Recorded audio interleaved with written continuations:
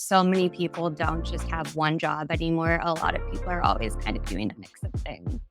Don't put all of your eggs in one basket. Like, it's not the smartest choice anymore. I feel like we have to protect ourselves and always be able to pivot quickly as needed.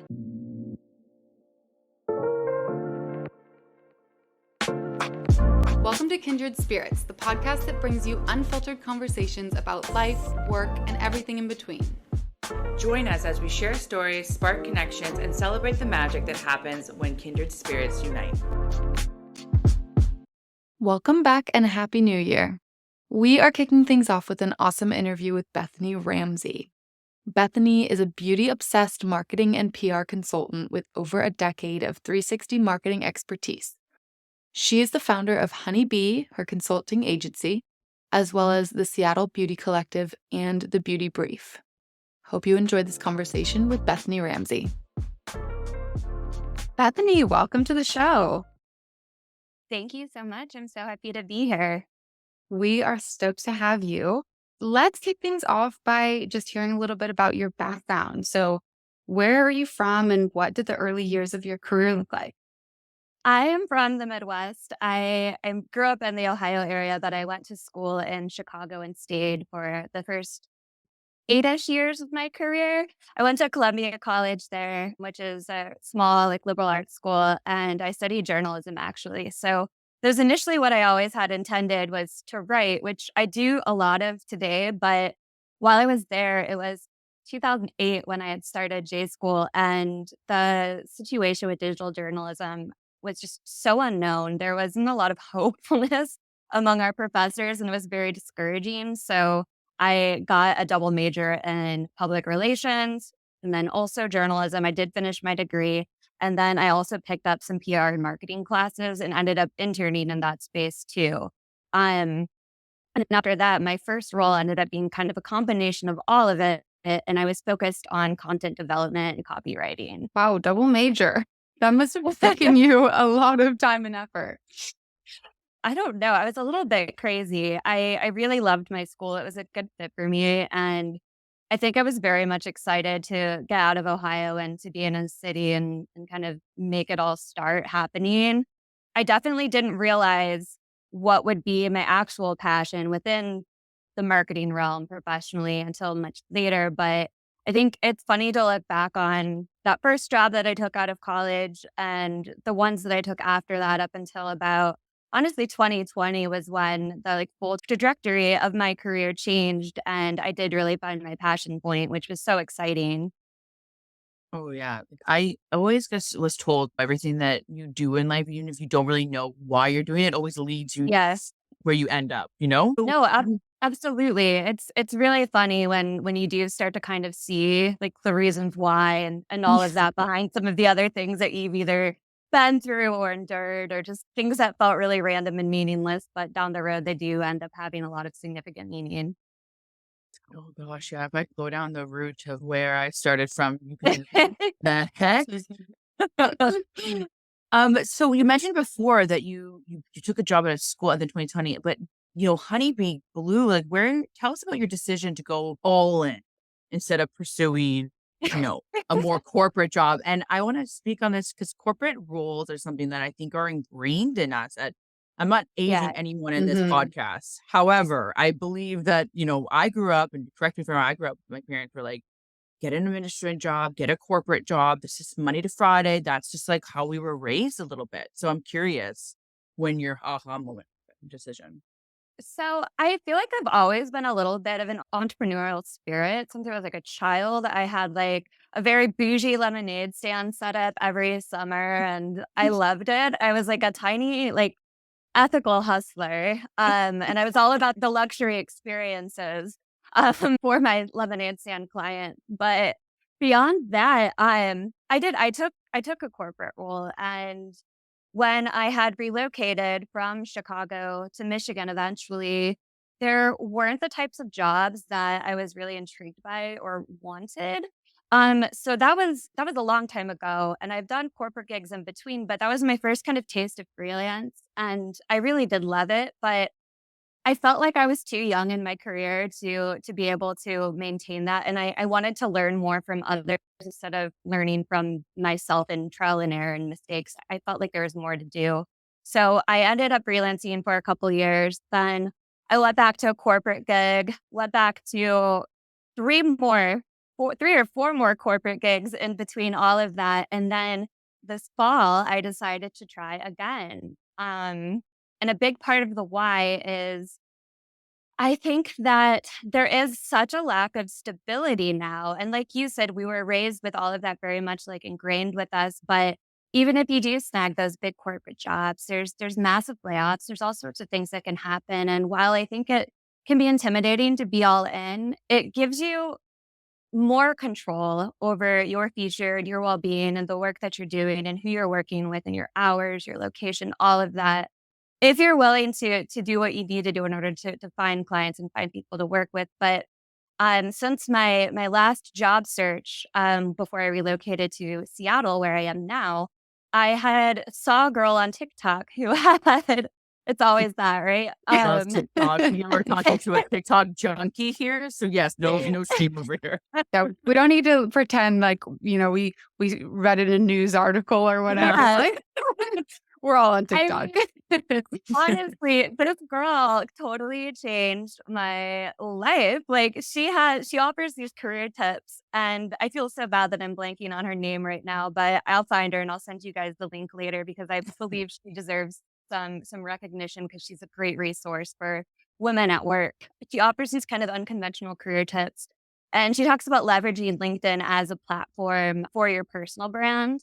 And when I was in the midst of that last job search about like 2 years ago, I started doing that and I felt like I was talking to no one.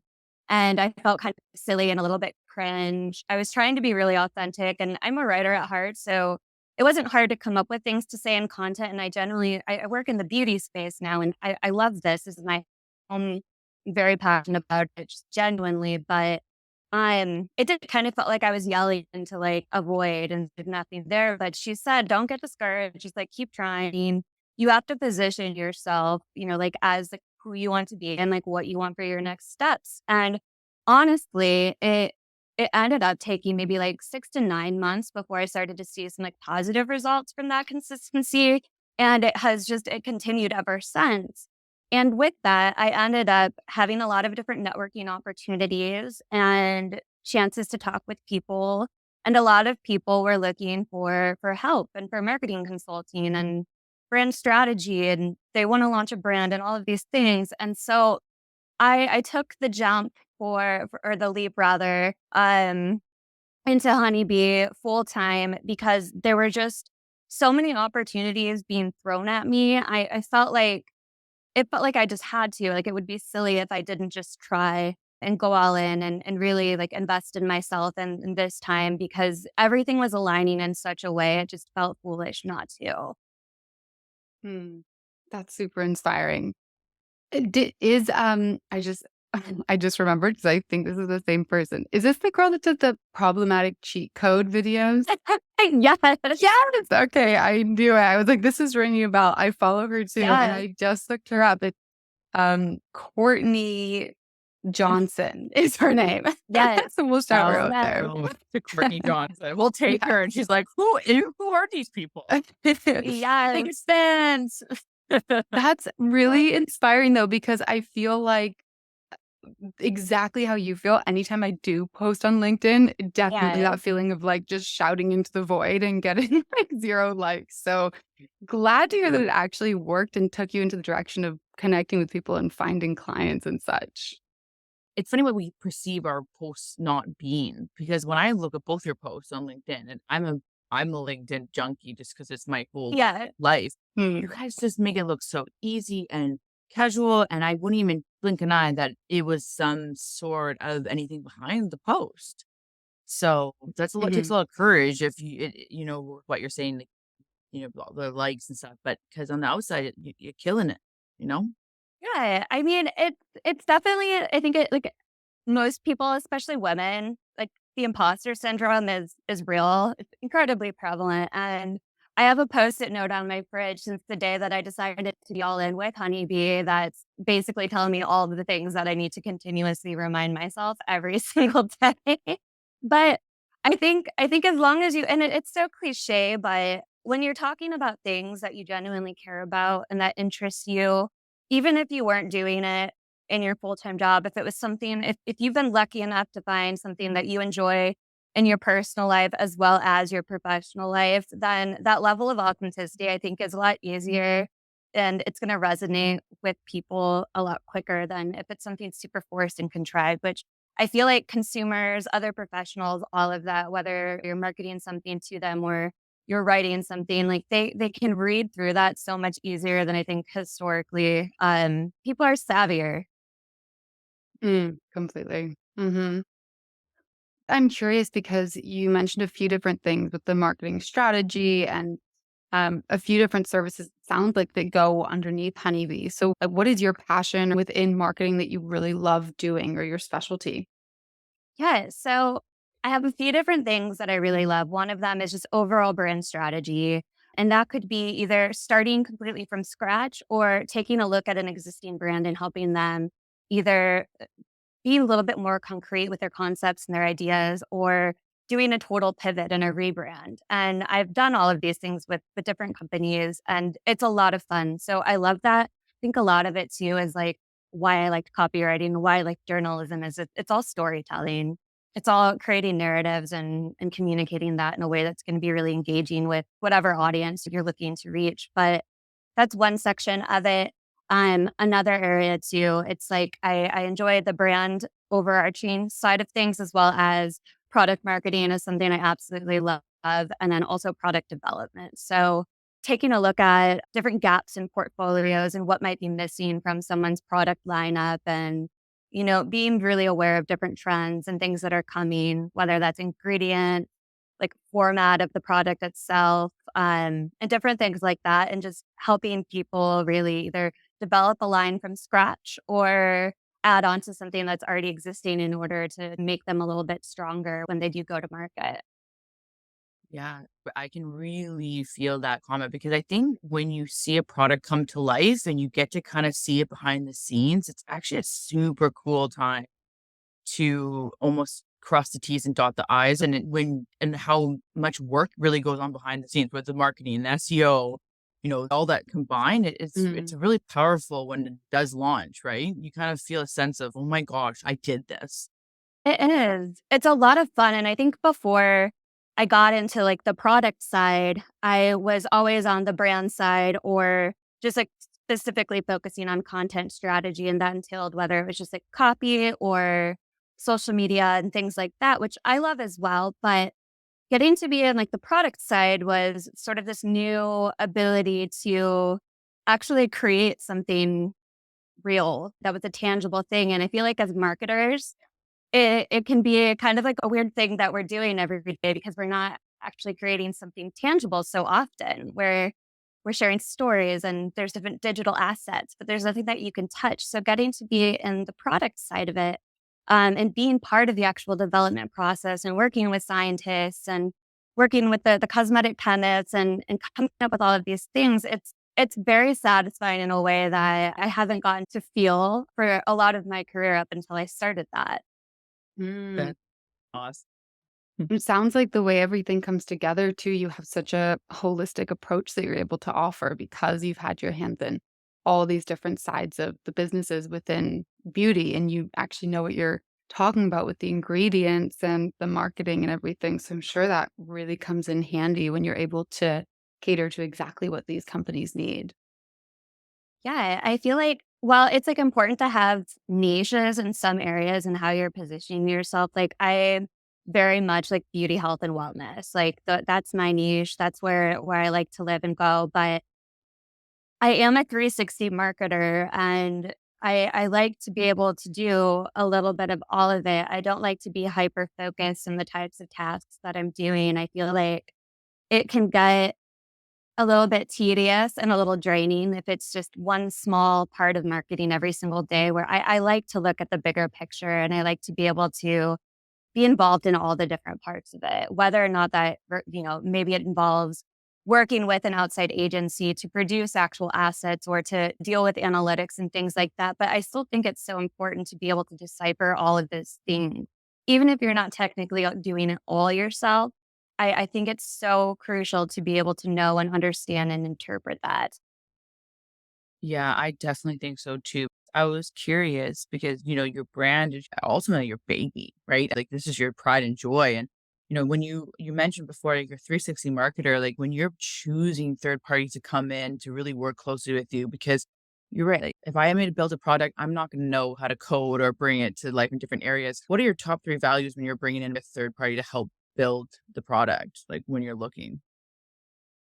So oftentimes with the work that I'm doing now, it's typically going to be my client's choice. So a lot of the times they will have existing agencies that they've been partnering with. They just needed kind of an additional person like me to help facilitate that and communicate things that they aren't quite clear about how to do or convey. And it can also be a little bit confusing. So oftentimes I do act as an agency liaison, and I have in all of my other roles too. So it's kind of this funny thing that I didn't think I would be doing, but it's so prominent. I do have the ability sometimes though to recommend freelancers that I'm familiar with. And I like to recommend people that I have personally worked with and that share a lot of like the same passion. I think you can definitely tell when someone's genuinely just very into something and loves what they do. And I think that if someone's going to represent Honeybee, I want them to bring that same energy that I do to the table. I mean, it's so much fun. We're talking about like beauty and like self care and wellness and makeup and skincare. And it's all these things that are fun and feel good. And so I want people to also be able to have like a playful and fun approach while still being able to be incredibly knowledgeable and confident at what they're doing. Um, but yeah, I've been lucky enough to have a lot of people just already that are on deck as resources for whenever those things come up, whether it's from like the graphic design space or the media creation or social media managers, copywriters. I feel like just from being in marketing for over 12 years now, I know a lot of those people, and so many people don't just have one job anymore. A lot of people are always kind of doing a mix of things. So they Isn't excited that when new things come up. Yeah, isn't that the craziest thing? Everyone's doing so many different things, right? You're just kind of Yeah. like a jack of all trades. We're in such an exciting world where we are able to learn and grow in ourselves to be a part of so many cool things. Like Honeybee is such a vibe, so I love that. It's really funny. I think me and a girl who actually we connected on LinkedIn, we had started something before I was even all in with Honeybee this year, which is called the Beauty Brief. And that is basically it's like an indie media outlet focusing on product launches, but we're honing in on the go-to-market strategy and kind of taking a look at it from like a professional perspective versus consumer perspectives to give us a little bit of an edge. But when we're doing this, it's like it's so much trial and error. And it's so much fun. But when we were chatting, we immediately kind of felt each other's energy and we're like, we just have to like create something together. We have to try and figure it out and see what it is. So it's been such a fun process. But she and I both, it's like whenever we talk to someone who's just graduating now or they're still in college and they want to connect and, hear people's stories, it's always don't put all of your eggs in one basket. Like it's not the smartest choice anymore. I feel like we have to protect ourselves and always be able to pivot quickly as needed. Completely agree. And I feel like me and Melissa, it's been such a similar story with us. Like we connected and hit it off straight away. And it was just like, we need to work together. What are we going to do? We need to work together. Yeah. So I love that you guys vibed and then created the beauty brief out of that. Yes. And you also have another new project too, which you had mentioned, the Seattle Beauty Collective. So how does that play into all this? Okay. So this is a brand new initiative and I'm so excited about it. It's very much in the planning phases right now. We're on Instagram and LinkedIn, but it's all just coming soon sort of content at the moment. But we have a lot of exciting things that we're hoping to achieve with this. And basically, Seattle as a city kind of has a reputation for being a little bit closed off to transplants, a little bit clicky. And it's also not known as a beauty hub. It's not your Really? typical Do city. they have a Glossier now? Oh my God. As far as like, I mean, we have beauty like products and things like that, but as far as like corporate roles and things of that nature, like that's going to Mhm. be in LA, San Francisco, New York City. Like Yeah. there's a few here, and there's more here than people realize, but it's just that's not what we're known for. So while I see in New York and LA, there's all these amazing networking opportunities and chances for people to connect and learn. We don't have that here. And the more and more that I've been trying to really like build my own sense of community here in Seattle, I'm realizing that a lot of people also feel like so disconnected from other people that are doing these things. So my vision is to bring together people that wouldn't normally have access to one another. And that's going to be people who are working in corporate good, working for brands, working as freelancers or consultants, as well as small business owners, people who are working as like even like estheticians, hairstylists, like whatever. This is such a prominent industry. Has the most female entrepreneurs of like any space. And the ability to connect those women and to be able to help elevate them and their platform and to kind of all learn from each other simultaneously.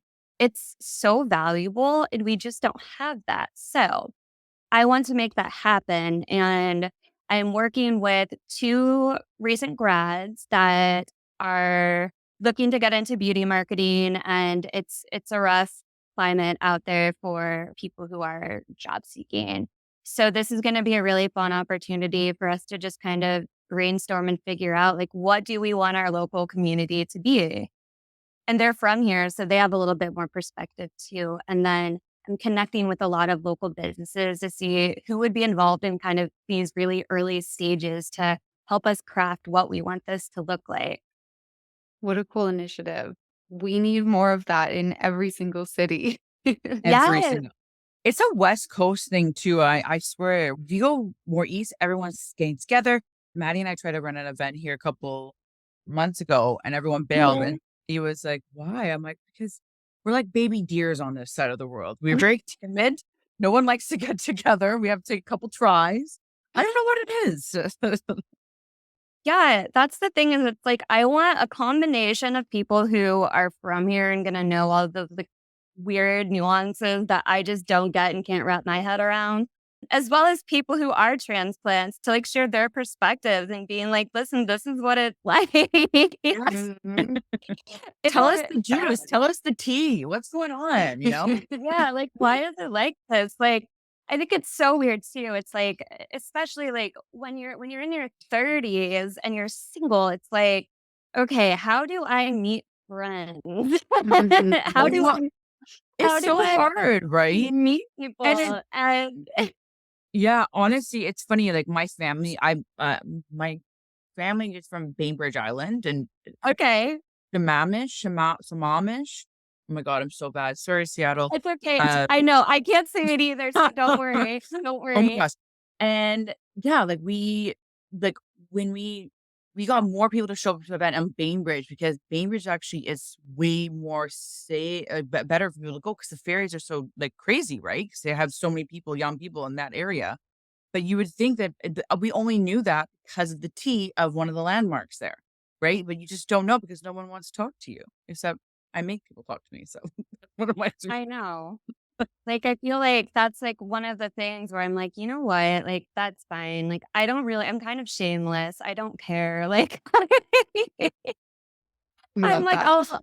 I'll advocate for everyone. That's fine. We'll figure it out." But, yeah, it's like there's so many different nuances and things to every city, and Seattle's been I mean, it's a beautiful place to be in. It's been challenging to figure it out, but I feel like the more energy that you put into it and, like, if you give positive effort towards something, like, you're going to eventually see the results of that. It's gonna give it back to you a bit.